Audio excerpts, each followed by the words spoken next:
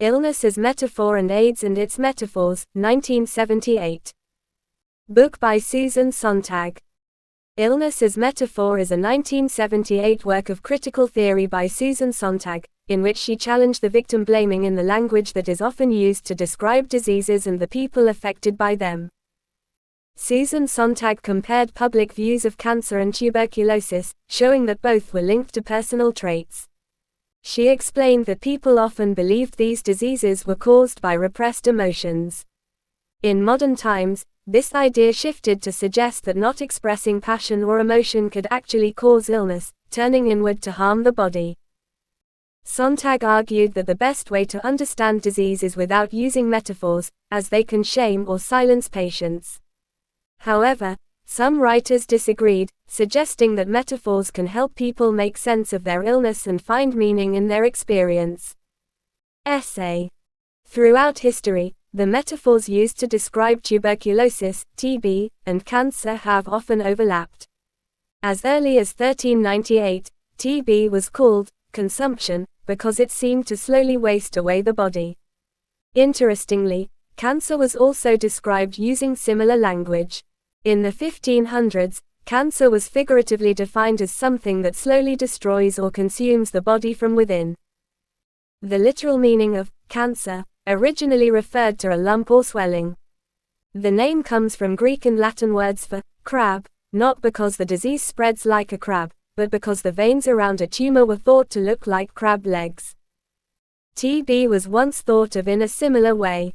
The word tuberculosis comes from Latin and refers to a small lump or swelling. In fact, in the 1850s, the scientist Rudolf Virchow considered the tubercle, a small nodule found in TB, to be a kind of tumor. Both TB and cancer were historically described using the idea of consumption or wasting away. Both were also once thought of as forms of abnormal growths or swellings. Their metaphorical and medical descriptions were surprisingly similar. Until modern times, tuberculosis, TB, and cancer were thought of in similar ways, both seen as diseases that slowly consumed the body. They were often described using the same kinds of metaphors. It wasn't until the invention of the microscope and the development of cellular pathology in the 1800s that doctors could clearly tell the two diseases apart. This allowed cancer to be understood as a disease of abnormal cell activity, even without visible tumors, like in leukemia. Then, in 1882, TB was identified as a bacterial infection. These scientific discoveries helped separate the two diseases, not just medically but also metaphorically. After this, TB and cancer came to represent very different ideas. From the 1920s onward, cancer began to carry many of the fears and symbolic meanings that had earlier been associated with TB, but now in new and contrasting ways. TB and cancer.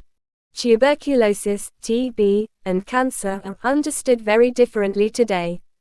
TB is usually seen as a disease of just one organ, the lungs, while cancer can appear in any part of the body and often affects the whole body. TB is known for its dramatic ups and downs. It causes sudden changes in appearance and energy, pale skin with red flushes, bursts of energy followed by tiredness. Its most famous symptom, coughing, comes and goes in fits. The TB patient might cough violently, then rest and breathe normally, only to cough again. In contrast, cancer is seen as a disease of steady, abnormal growth. This growth may not always be visible and usually progresses slowly but constantly. Even when the cancer seems to stop growing for a while, remission, it doesn't show the same dramatic swings as TB.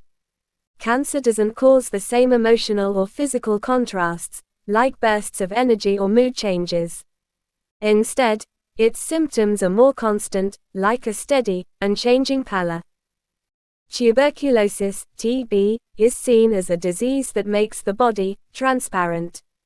X-rays, used to diagnose TB, allow people to see inside their own bodies, sometimes for the first time.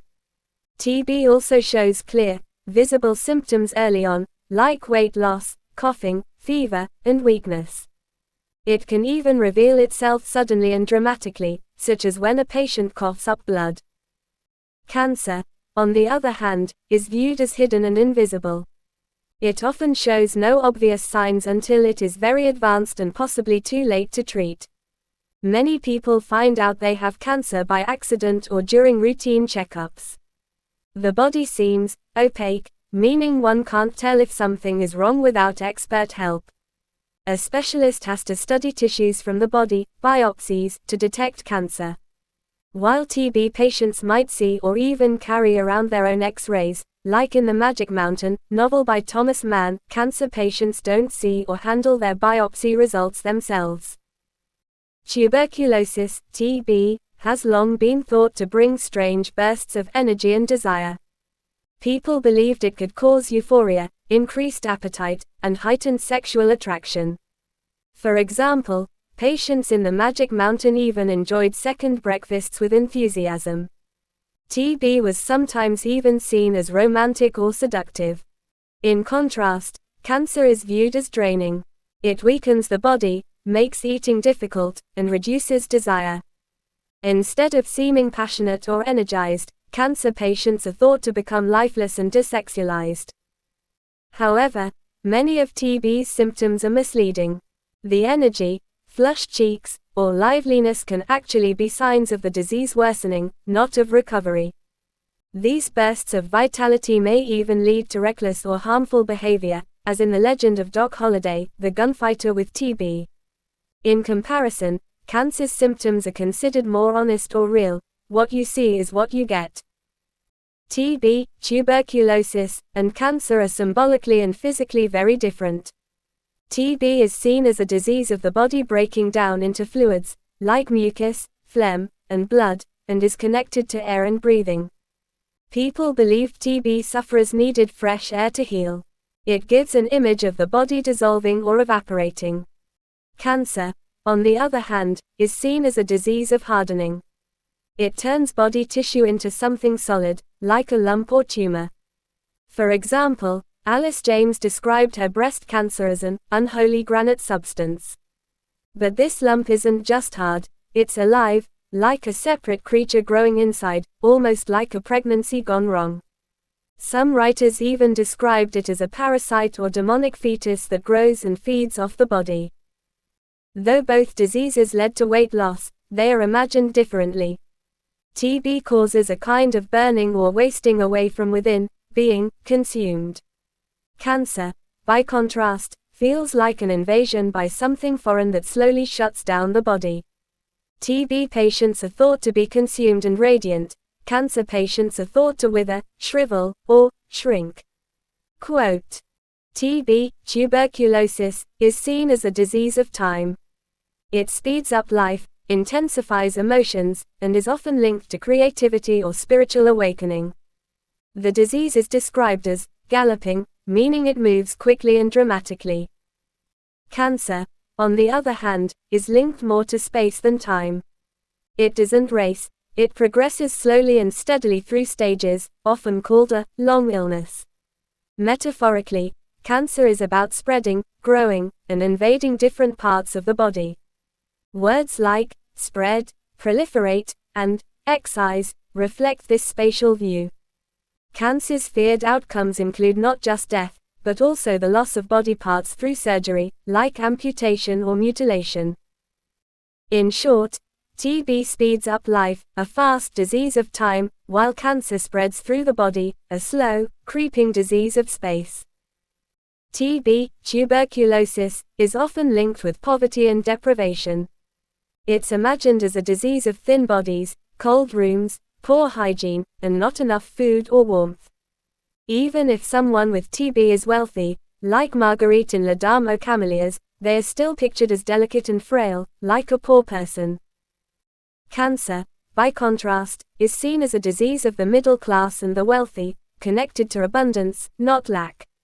It's more common in rich countries and is thought to be caused in part by high-fat, high-protein diets and exposure to industrial pollution. The treatments also reflect this contrast. TB treatment aims to increase appetite and help people gain weight, while cancer treatment often causes nausea and loss of appetite. TB patients are undernourished but trying to eat more. Cancer patients are overnourished yet can no longer eat. TB, tuberculosis, was believed to improve, or even be cured, by changing the environment. People thought TB was caused by damp, unhealthy city air, and that the lungs became too moist. So doctors recommended patients go to dry places like mountains or deserts to dry out the disease. Cancer, however, is very different. Changing one's surroundings is not believed to help once cancer has developed. Even though cancer may be caused by harmful things in the environment, like pollution or chemicals, moving to a healthier place doesn't stop or cure it. The battle with cancer is seen as something that must happen inside the body, not through external changes. TB, tuberculosis, has long been thought of as a relatively painless disease that allows for a peaceful, even meaningful death. In the 19th century, it was often romanticized in literature. Characters like Little Eva, Uncle Tom's Cabin, Paul, Dombey and Son, and Smike, Nicholas Nickleby, died gently and beautifully from TB. The disease was seen as something that purified the soul, allowing it to gradually rise as the body slowly faded away. Cancer, in contrast, is seen as extremely painful and terrifying. It's imagined as bringing a horrible, drawn-out death, full of suffering. While TB was once considered a noble and even poetic way to die, cancer is viewed as cruel and tragic, with none of the calm or grace associated with TB. Deaths from TB, tuberculosis, are often shown as peaceful and noble, even making the dying person seem more beautiful and spiritual. In contrast, deaths from cancer are portrayed as painful, degrading, and full of fear. For example, in Thomas Wolfe's Of Time and the River and Bergman's film Cries and Whispers, cancer death is shown as agonizing and humiliating. While TB is linked with dignity and inner growth at the end of life, cancer is seen as stripping a person of dignity and the ability to rise above suffering. The differences between TB and cancer described earlier come from popular myths, not medical facts. In reality, many people with TB suffered greatly, and some cancer patients feel little or no pain. Both diseases can affect people of any social class, and not all TB patients even have a cough. Still, these myths persist. Most people think of TB as a lung disease, not because it's the only place it occurs, but because the traditional imagery of lungs, breath, and life fits the myth. The idea of TB as a disease of the lungs matches its romanticized image, even though TB can affect other parts of the body too, like the brain, bones, or kidneys, where the myth doesn't easily apply. TB, tuberculosis, and cancer are surrounded by powerful myths that go beyond medical facts. TB is linked to the lungs, which are seen as part of the upper, spiritual body, making TB feel more noble or soulful. Cancer, however, often affects parts of the body that people feel embarrassed to talk about, like the colon, rectum, breast, or reproductive organs. This can make cancer feel more shameful, especially in those areas. For example, lung cancer is seen as less shameful than rectal cancer. One kind of cancer, leukemia, has taken over the romantic role that TB once held in fiction. Like TB, leukemia affects the blood, it's white, and doesn't require disfiguring surgery. In Love Story, the heroine dies of leukemia, not of breast or stomach cancer, making the disease seem more poetic and less physical. Overall, TB is imagined as a disease of the soul, while cancer is seen as a disease of the flesh, attacking the body in a raw and unsettling way. These ideas persist because both diseases are not just feared as killers, they are seen as symbols of death itself. Franz Kafka once wrote that tuberculosis isn't just a disease, but a sign of death itself starting to take hold, not something separate, but part of dying. Similarly, cancer has been viewed in the same symbolic way. Georg Grodek, a thinker whose ideas influenced others like Wilhelm Reich, believed that true cancer always leads to death. In his view, if something isn't fatal, then it wasn't really cancer. He was skeptical about the possibility of curing real cancer, suggesting that only misdiagnosed or less serious cases could be treated successfully. In short, Both Kafka and Grodek saw TB and cancer not just as illnesses, but as manifestations of death itself, reinforcing their powerful symbolic roles in culture. Even though cancer treatments have improved, many people still think of cancer as a death sentence, much like Grodek's idea that cancer equals death. The metaphors we use for diseases like TB and cancer show how our views on death and illness have changed over time. In the 19th century, when TB was the leading cause of death, it was surrounded by romantic and poetic ideas. People believed it spiritualized the person, making them seem more refined or enlightened as they died. Writers like Thoreau even called the signs of TB, like the hectic glow, beautiful. In contrast, cancer today is feared, hidden, and rarely romanticized. It's not seen as poetic or inspiring, but as something ugly and terrifying. Unlike TB, cancer is almost never the subject of lyrical or aesthetic expression. It's too painful, too physical, and still too taboo to be treated the way TB once was in literature and art.